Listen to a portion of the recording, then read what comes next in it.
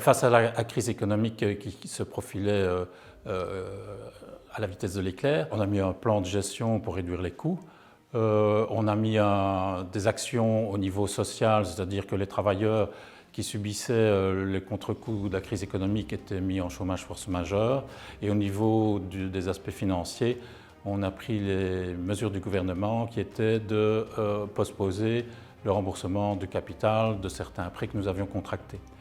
Je dois souligner une chose, c'est que le gouvernement, en tout cas, a été fort bénéfique pour notre activité, pour notre société 1, 2, 3 CDI, parce que les mesures qu'ils ont apportées étaient efficaces, ont été très rapides dans la mise en œuvre et d'une simplification administrative que tout entrepreneur demande. Les mesures que nous avons prises ont été bénéfiques parce qu'on a dégagé un excellent résultat financier final de l'exploitation de l'année passée.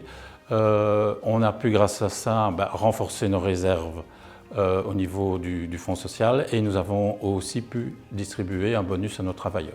Et dans le cadre de cette crise qui a perduré de manière perlée, parce qu'il y a eu une certaine reprise qui s'est heureusement opérée courant de l'année 2020, on a constaté qu'un 2-3 CDI était une solution pour nos clients.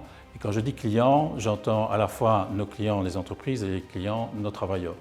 En fait, nos travailleurs qui étaient en CDI, on les a conservés et grâce au chômage force majeure, ils ont eu un amortisseur social de manière temporaire et donc ils étaient disponibles dès qu'il y avait une reprise d'activité.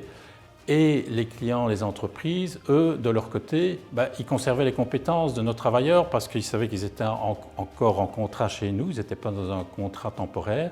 Et donc, dès qu'ils avaient une reprise d'activité chez eux, nos travailleurs étaient disponibles, les compétences n'étaient pas perdues.